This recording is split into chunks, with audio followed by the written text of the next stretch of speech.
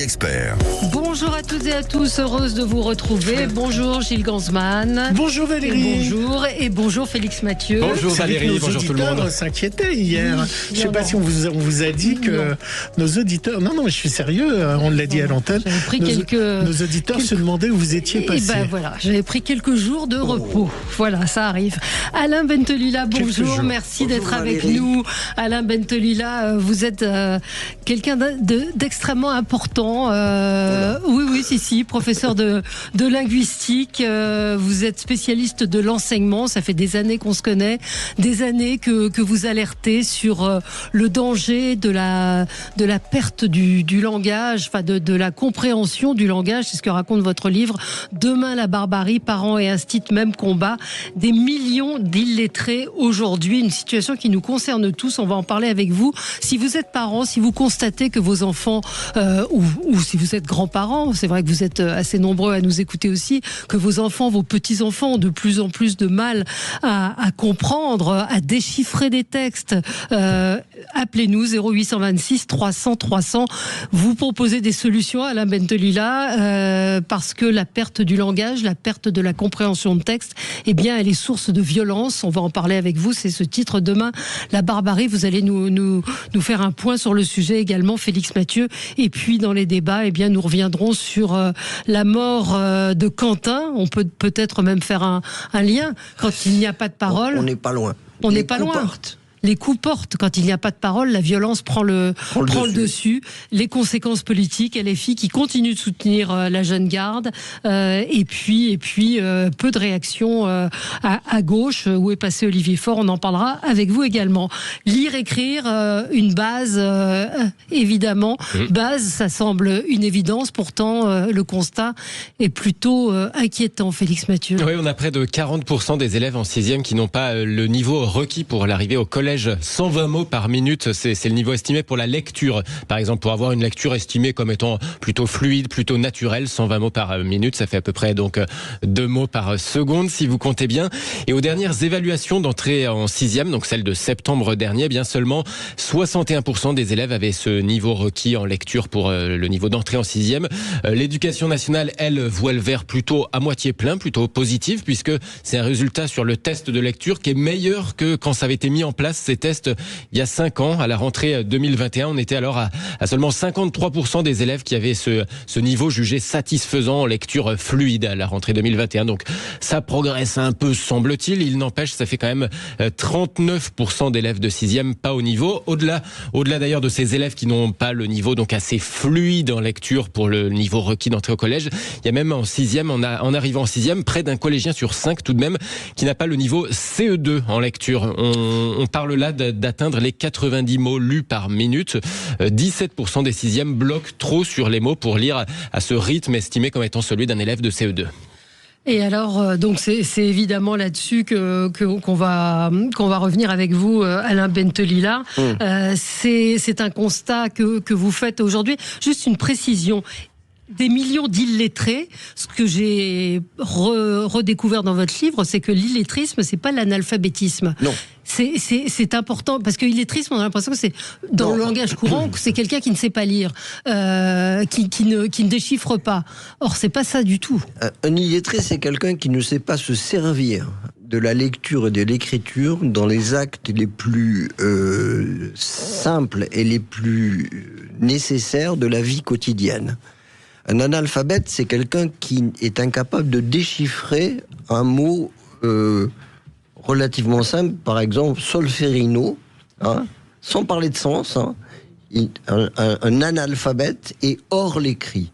Un illettré, c'est quelqu'un qui, devant un petit texte de 4-5 lignes, est incapable d'en tirer le sens et d'agir en fonction de ce qu'il a lu. Mais on est d'accord Ça, c'est un illettré. On est d'accord qu'on ne peut pas lire sans comprendre le mot, ou on peut lire en comprenant le mot, parce que la clé est là, en fait, parce qu'il parle de lecture à la minute, mais si on ne comprend pas ce qu'on lit, on peut lire vite et ne pas comprendre les choses, vous êtes d'accord? Vous devancez ma pensée, pardon. Parce que quand j'écoutais ce que vous disiez à l'instant, et vous avez raison, tous vos chiffres sont justes. Tous vos chiffres sont justes, Félix. Sauf que on peut être un lecteur fluide. Et ne pas comprendre les mots. Et ne pas comprendre ce qu'on lit. Et c'est là le grand drame aujourd'hui. Ce que nous disent les enquêtes PISA, qui nous mettent à la 36e place du classement. On a été combienième ? On a été 12e.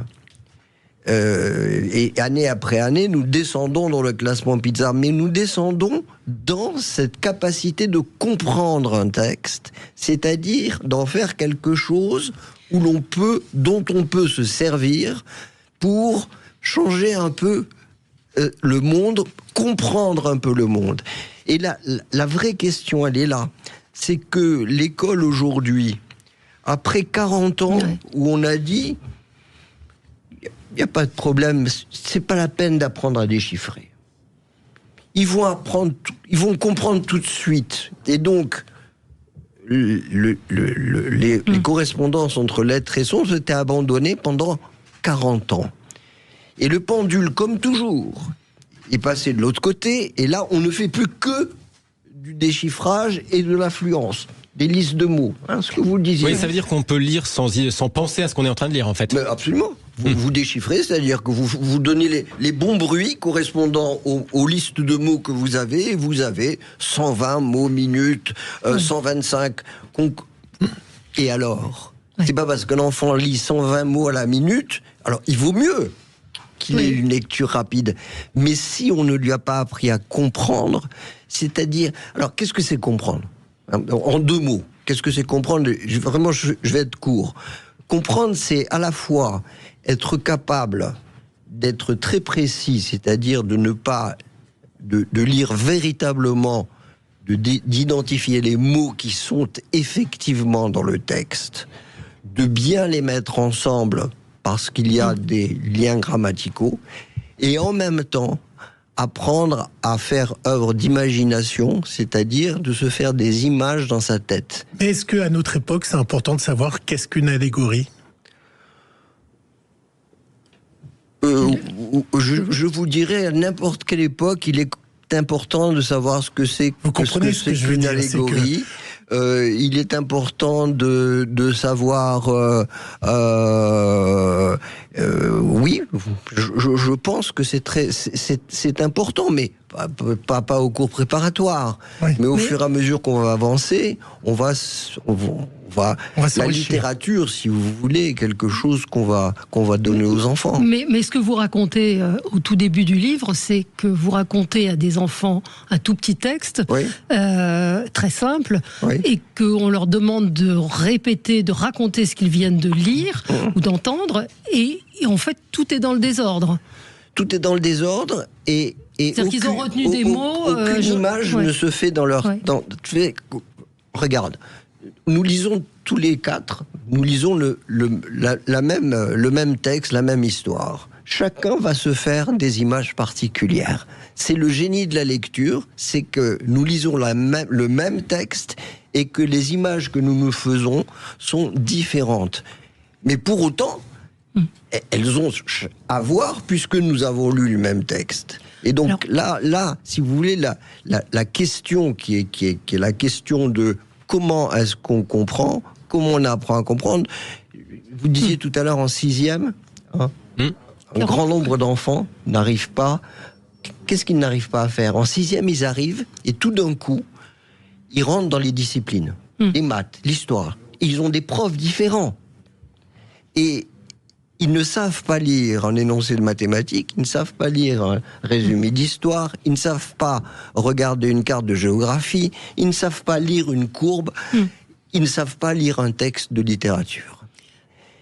Et ils coulent, non pas parce qu'ils n'ont pas d'intelligence, mais tout simplement parce qu'on ne leur a pas appris à lire des textes dans des disciplines différentes. Et mon équipe de recherche, depuis 3 ans, travaille très dur sur cette question, c'est-à-dire apprendre à lire en maths, apprendre à lire en histoire, apprendre à lire en géographie, et on voit bien qu'à partir de ce moment-là, les enfants arrivent à progresser. Pourtant, alors, on a un appel, on a Romina qui est en ligne avec nous, qui est déléguée de parents d'élèves. Bonjour Romina. Oui, Bonjour. Bonjour, c'est un sujet qui vous concerne, qui vous intéresse ?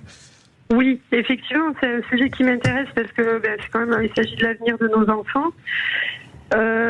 Et puis c'est vrai que je rejoins tout à fait ce qui vient d'être dit. Et puis ils ne sont pas dans une dynamique de travail. Moi je suis désolée, je trouve qu'il n'y a pas de rigueur, d'organisation. Et dès tout petit, alors ça passe par le jeu en maternelle, c'est très bien. Mais ensuite il faut quand même qu'ils acceptent que ce soit un travail. Et là, à partir de là, déjà quand vous rentrez dans une salle de classe, que ce soit CE1 ou CM1, même en CM1, CM2 sur les plus grands, ils sont, je trouve, très dissipés. C'est très compliqué pour les enseignants de les mettre au travail et de leur expliquer que, eh bien là, maintenant, on va apprendre. Et ils n'en ont pas forcément l'envie. Alors, je sais pas, il y a 30 ans, c'était différent. Je me rappelle que quand moi-même, j'étais en classe, c'est vrai qu'on avait envie de bien tracer les lettres, de bien écrire, et puis l'orthographe, faire attention. Là, aujourd'hui, tout le monde se fiche de l'orthographe. Moi, je trouve ça dramatique. Il n'y a plus de rigueur. Voilà. Oui, la rigueur, le goût du travail, de l'effort. Chère madame, d'autres vous diront que c'est cruel.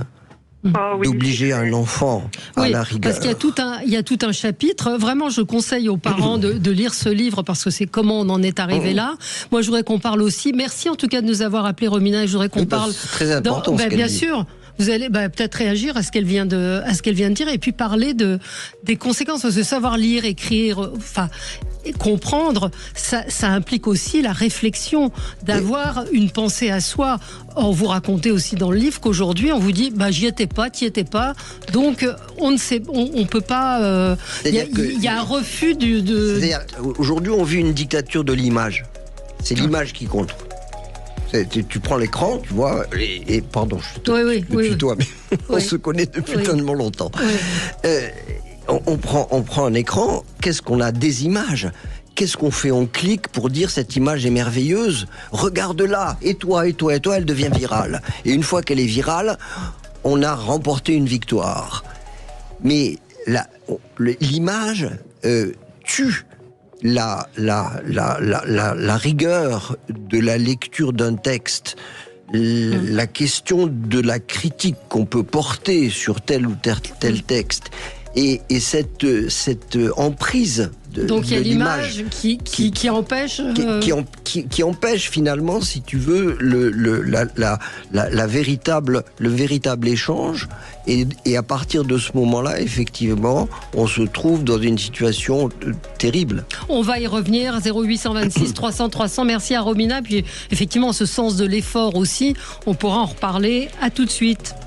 Sud Radio, mettez-vous d'accord, Valérie Expert. Mettons-nous d'accord, c'est quoi le problème? Eh bien, le problème, c'est que des millions d'illettrés aujourd'hui sont présents parmi nos enfants. Ma phrase n'est pas très bien construite, mais en gros, il y a de plus en plus d'illettrés. Ça signifie qu'il y a beaucoup de nos enfants qui savent lire, mais qui ne comprennent pas ce qu'ils lisent, et on en parle. Ils savent déchiffrer, Ils savent déchiffrer. Demain, la barbarie, parents et instit, même combat. C'est votre livre qui est paru à Alain Bentelila chez Istia et compagnie. Vous êtes linguiste, professeur de linguistique, vous enseignez à Paris, à la Sorbonne. Vous êtes depuis des années, vous alertez, vous dites qu'il faut, dès le plus jeune âge, apprendre aux enfants ce que la lecture, apprendre les mots, le vocabulaire. Vous parlez d'une différence essentielle qui est celle de ceux qui maîtrisent. Combien on a de mots, nous, dans notre vocabulaire ? Le grand dictionnaire, c'est 100 000 mots. Oui. Nous nous débrouillons pour ne pas nous massacrer les uns les autres avec 4 000 ou 5 000 mots. Et certains n'ont que 600 mots. Et certains ne dépassent pas 500 ou 600 mots. Racontez cette histoire que vous m'aviez racontée sur LCI il y a une quinzaine d'années, que vous racontez dans ce livre et que je raconte régulièrement. Vous vous êtes retrouvé au tribunal avec votre fille, tribunal d'instance, pour une petite affaire, et vous avez assisté à... Oui, c'était un jeune homme qui comparaissait parce qu'on l'accusait d'avoir volé des disques dans un magasin, et il tombe sur un président au langage fleuri qui finit par lui dire t'en vas la cruche à l'eau qu'à la fin le casse. Et le gamin qui doit avoir 16-17 ans, il veut dire quelque chose, il essaye de dire quelque chose, il dit mais j'ai pas volé, je les ai déjà. Et il est balayé par le discours du président et il devient fou parce qu'il n'arrive pas à bien mentir, parce que c'est un mensonge. Il voulait dire simplement qu'il n'avait pas volé les disques, mais qu'il les avait déjà, donc il les rapportait. Mensonge total. Mais chacun a le droit de pouvoir mentir. C'est-à-dire, nous parlons, donc nous sommes capables. D'ailleurs, un petit enfant, on se rend compte qu'il rentre dans le langage à partir du moment où il ment. C'est-à-dire où il ne dit pas ce qu'il a devant les yeux. Et ce jeune homme finit par exaspération absolue à sauter par-dessus le banc, à attraper le président à la gorge et à commencer à l'étrangler. Et j'ai ressenti à ce moment-là, c'est ce que je raconte, et j'ai ressenti à ce moment-là à quel point l'impuissance de mettre en mots sa pensée, de dire quelque chose, même faux, était une source terrible de violence. Et d'ailleurs, tu vois, il y a une chose, moi, qui m'a frappé. Le meurtre, aujourd'hui, au couteau. Ouais. On appelle ça l'arme blanche. Ce meurtre est devenu de plus en plus silencieux. À l'arme blanche, comme une voix est blanche, parce qu'elle n'est pas capable de porter une pensée vers quelqu'un. Ces meurtres se font sans un mot. Ouais. Et ce silence terrible, sauf des imprécations éventuelles, mais il y a un lien entre la volonté de dire pourquoi on va tuer, par exemple. Si on dit pourquoi je vais te tuer, on ne tue pas. Ouais. Vous dites demain la barbarie dans votre livre, ça veut dire que moi par exemple...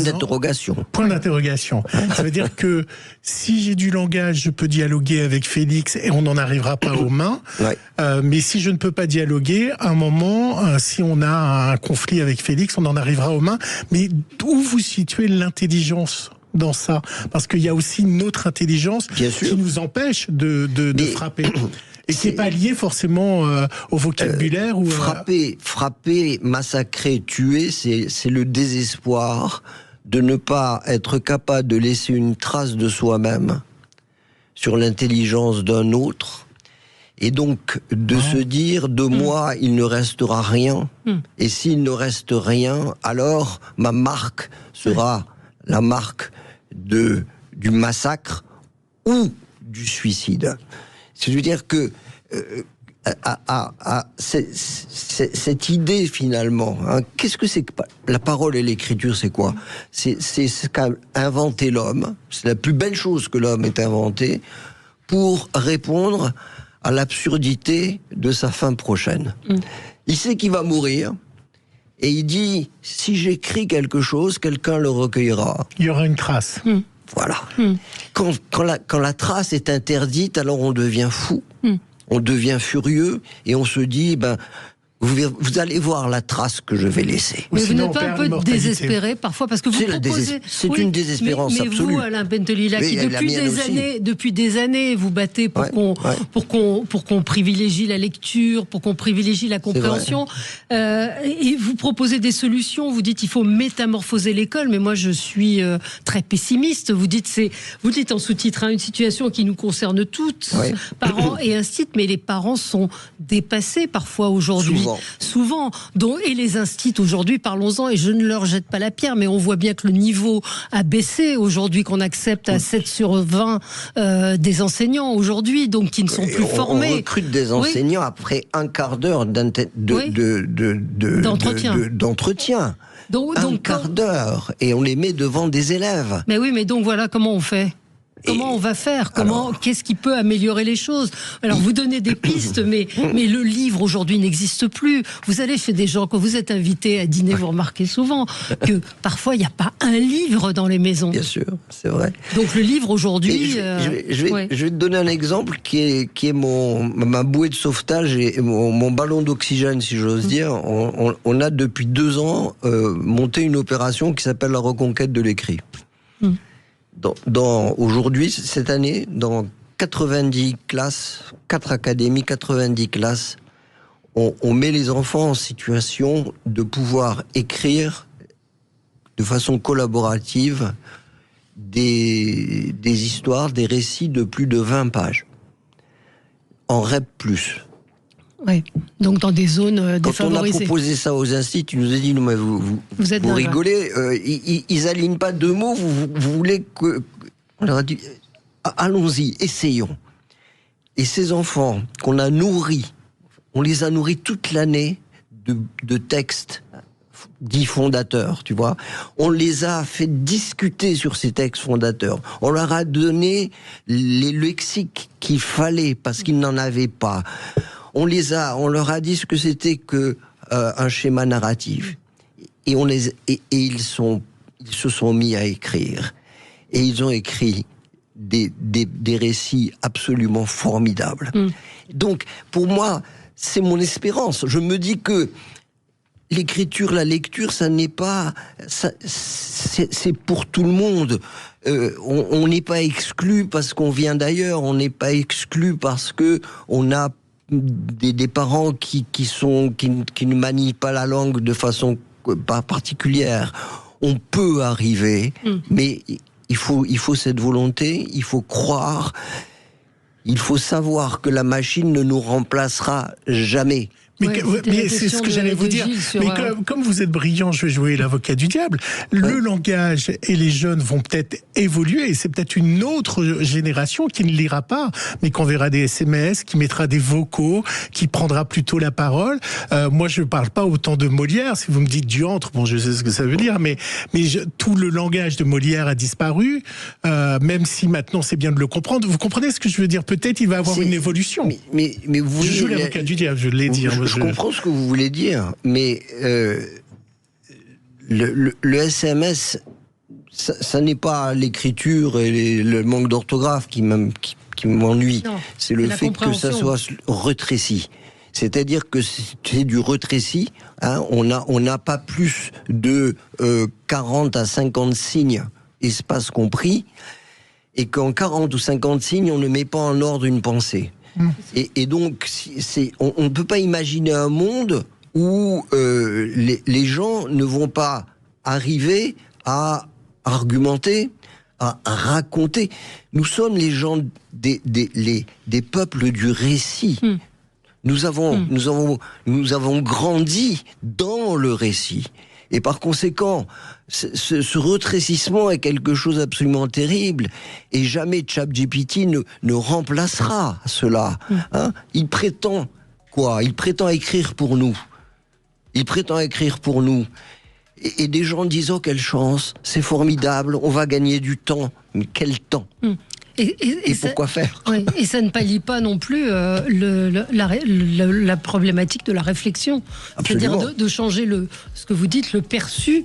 Ça, c'est très important aussi. C'est changer un peu lutter contre l'évidence. Voilà, lutter contre l'évidence. L'école apprendra le penser. Il faut apprendre le penser plutôt que le perçu. Voilà. Et ça, c'est très important. Parce que le perçu, c'est l'évidence. Et l'homme n'est pas fait simplement pour traduire ce qu'il voit en mots.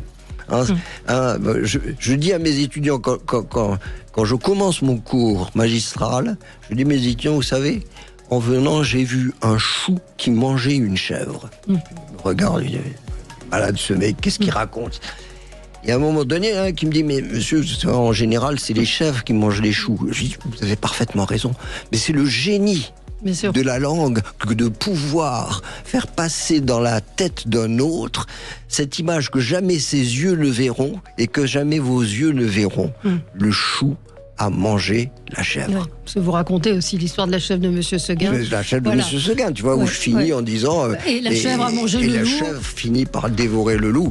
Et le gosse qui me dit, et l'autre qui lui dit, mais si, il a dit que c'était la chèvre et il a mis la chèvre d'abord. Quelle intelligence merveilleuse. Demain, la barbarie, point d'interrogation par un institut, même combat. Comment on en est arrivé là? Il y a énormément de choses. Et puis, il y a évidemment des solutions, en tout cas des pistes de réflexion sur l'école, sur des choses à transformer. Est-ce que vous êtes entendu aujourd'hui par les politiques? Je vais voir le ministre le 3 sur l'opération à écrire, justement. Dans lequel il est engagé avec les éditions Gallimard qui vont publier les récits des enfants. C'est Gallimard, chez Istia et compagnie. Alain Bentelila, merci à vous. Merci beaucoup. Valérie. Toujours précieux de vous entendre. Et on se retrouve, nous, pour débattre dans un instant. À tout de suite. Sud Radio, le 10h midi, mettez-vous d'accord. Valérie Expert. Tous les jours, réveillez-vous avec